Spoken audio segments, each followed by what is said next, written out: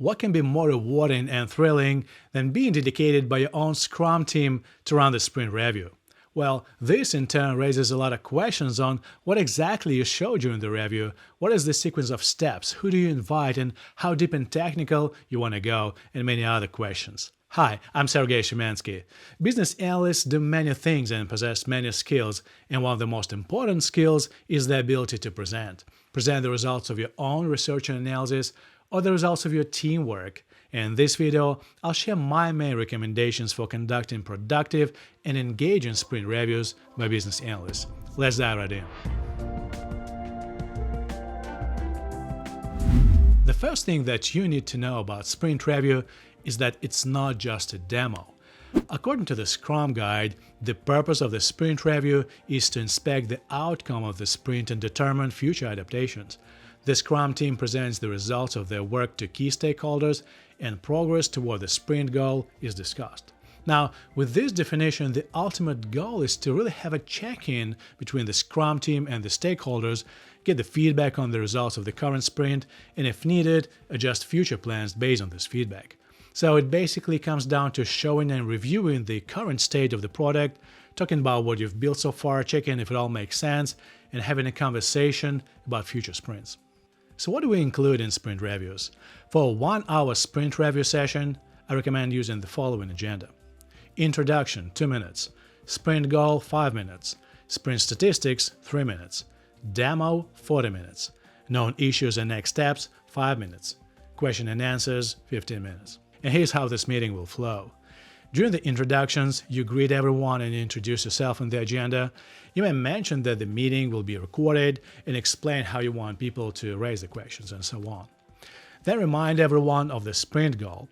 It should be something business-friendly, so instead of just listing a bunch of user stories and the tasks that you have delivered, say what capabilities you were supposed to build, like enabling payment or shipment options for international users, something that business users and SMEs can relate to. Then I recommend showing the basic stats about the sprint and the team performance. This is where you can talk about story points that you successfully delivered, what the team velocity was, and how many defects you raised and closed, but keep it really short and business-friendly so that the audience can resonate with what you're presenting. Then get to the actual demo part. This is going to be the main piece of your sprint review, and usually there are two main approaches to how you want to run the demo. The first approach is to literally go story by story or task by task and show each user's story from an end-user perspective and also how it was implemented. So you demo the UI and then switch back to the backend, showing how things work under the hood. Another approach is to have a more business-friendly flow where you focus not on individual stories but on a certain user journey and the business capabilities. So in this case, you run the demo only from an end-user perspective. Now, both of these approaches are totally valid, and you need to decide on the approach based on who your stakeholders are and what your product is. This will influence what approach you're going to choose. For example, let's look at Andy. Andy is a business analyst working on internal software for the controlling and auditing department within a construction company. Her product stakeholders are financial analysts and software developers who will be further customizing this tool and adding new enhancements in the future. In this case, knowing the expectations of her audience, Andy goes very deep and technical during the demo. She is showing and explaining how things work on the user interface, and also she's walking through the admin interface and backend functionality. After you're done with the demo, say what's going to happen next, what's coming in the next sprint or several sprints. This way, the audience will connect what you've just demonstrated to what's coming later. And if there are known blockers or issues, make sure to call them out so that, again, the audience is aware of things that may slow you down. Of course, at the end, leave time for questions and answers. Proactively seek to get feedback from your users and stakeholders. The absence of questions or comments may not be a good sign.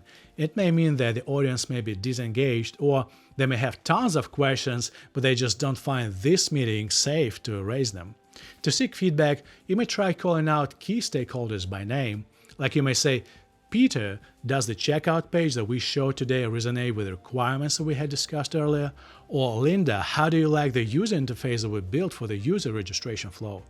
My point is, try to be somewhat personal and proactive when seeking questions and feedback during the sprint review. And by the way, if you have permission, ensure to record the session and circulate the recording and the slides after the sprint review meeting. Either post it on your project wiki or send it via email. Either way works just fine. Hey, before we move on, go to bacareermentor.com/scrum and download the Scrum cheat sheet that I designed specifically for IT business analysts. It's a great starting point if you're new, and even better if you're experienced, because it summarizes all the key Scrum concepts in a pragmatic and very practical way from the perspective of a business analyst. It's absolutely free, and it comes along with a video lecture where I explain all the concepts myself. Go to bacareermentor.com/scrum and download it today. Now, let's talk about preparation for sprint reviews. Never allow improvisation and going unprepared to sprint reviews. You need to be very serious about getting ready, and the best way to go about it is to have dedicated preparation sessions on the calendar. So schedule preparation and, if necessary, dry run sessions so you can prepare the storytelling and your slides, rehearse the demo part, and even get ready to answer potential questions. For example, if the sprint review is scheduled on Wednesday, I'd recommend having one 30-minute session the previous Friday, then another 30 minutes on Monday, and 1 hour dry run on Tuesday. For these preparation calls, of course, you don't include the stakeholders, but you can include your key team players and start putting together content for the sprint review presentation. I always recommend having a PowerPoint slide deck where you put all your main topics with a sprint goal, main achievements, open issues, and next steps so that you can present it during the actual sprint review and then circulate these slides afterwards. Alright, lastly, let's make it clear who's doing what during the review. In my opinion, the sprint review should always be a team effort. And when I say team effort, it means that everyone should know their role in the preparation and running of the sprint review, and you need to agree on these roles internally within your team. For example, the collective work may be organized in the following way. Scheduling the meetings can be done by the delivery manager or the Scrum Master.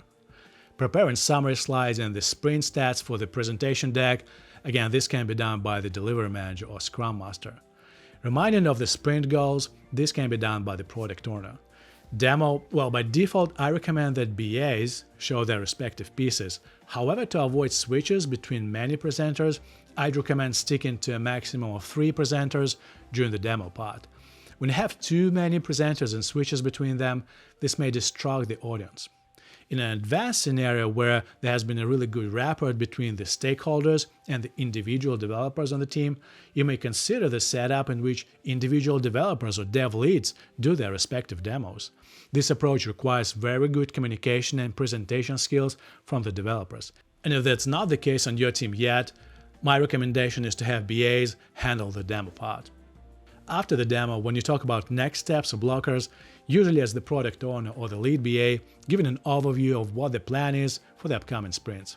Q&A, usually moderated by the delivery manager or Scrum Master. And one more thought here. Even though you want to be serious and organized with the sprint reviews, you shouldn't go too far and make it a formal acceptance event for the stakeholders. You will most likely have a separate cycle of meetings for user trainings and formal user acceptance, so the sprint review is more of a regular check-in to show how things are going on and get immediate feedback that you can incorporate into your product development. So how do you run sprint reviews on your team? Are you facing any difficulties engaging stakeholders or the team for regular reviews? Share your thoughts in the comments below. I'd love to hear from you. I hope you found this video useful, and I appreciate your thumbs up. This way, more BA professionals will be able to discover it. Thanks for sticking around. My name is Sergey Shimansky. Have a great day.